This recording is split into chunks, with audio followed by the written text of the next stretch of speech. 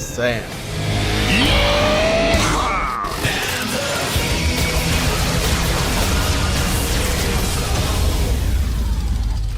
This Croteam's magnum opus is the doom for the wacky and the wicked among the bravest of the shooter fanatics.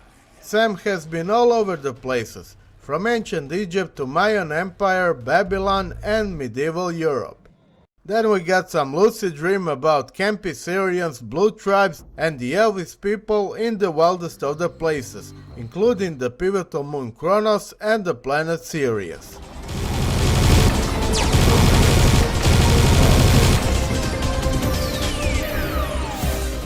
Then we got back to modern day Earth to complete the circle. Speaking of completing the circle, this is where Serious Sam 4 comes in.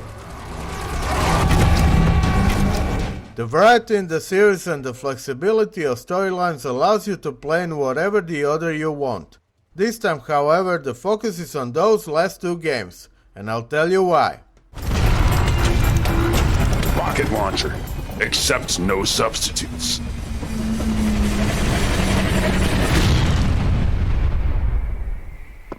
There's a very specific relationship between all of the Sam games, but the only way to sort it all out is to start from the beginning. Trying to explain the Serious Sam timeline to someone has gotten worse than back in the day when you had to explain the order of the Star Wars episodes. Could we go through it one more time? I'm not sure I caught all of that.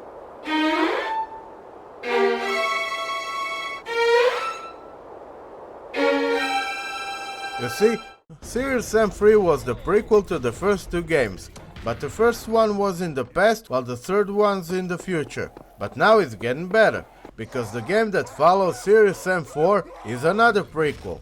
Yes, a prequel to a prequel, so it takes place even more in the past. That still looks like a future. Poor casuals, I really don't blame them. If you're new to the series, forget everything. This is how the story goes. Sam is a space captain minding his own business. Suddenly, the unknown alien force invades and everything goes to shit. Brave armies of the Earth Defense Force give their best to fight the monsters, but the Earth is losing the war. That's Serious Sam 4. By the time Serious Sam 3 starts, the war is already lost. The whole planet is in ruins and the last survivors see the hope in the discovered artifact called Time Lock. In the end, Sam is literally the last man standing. The Earth is blown away, but Sam manages to get to the past and it's in ancient Egypt, the start of the very first game, Serious Sam the First Encounter. Here Sam faces evil aliens to beat them before it's too late and save the Earth. But waging one man's war takes time. Pun intended. So Sam goes to other places as the second encounter takes place, and so on.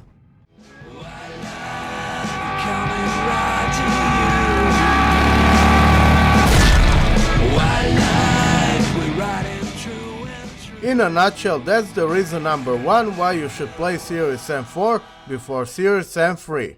That's how the story goes. Actually, for anyone who hasn't played Serious Sam yet, now is the perfect time to start. The timeline is here. Some players did not understand the story and complained that Serious Sam 3 is not as massive, explosive and hectic as other Sam games. Serious Sam 4 will show you why. As I said, in Serious Sam 3, the war is already lost. The planet is devastated and the alien forces you encounter there are merely remnants of that invasion force, scattered around and disorganized. Now, why should you play Serious Sam 4 after Serious Sam 3? Ironically, for the same reason but inversed. Serious Sam 3 is the best training ground for Serious Sam 4. It retains that old school gameplay but combines it with some modern stuff that will also be in Serious Sam 4. Then it's also lighter on the chaos compared to what awaits you there, so it creates a natural growth in terms of gameplay scale and difficulty. Line up! I'm offering free tickets to hell!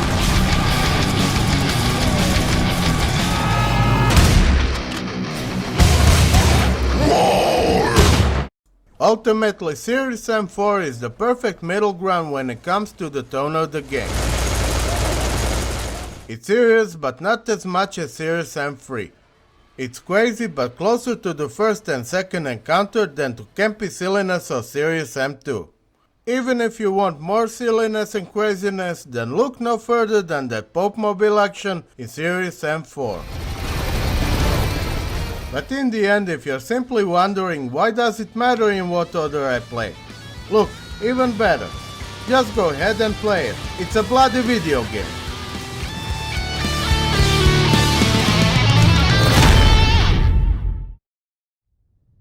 For more Serious M in games, keep it up to the core.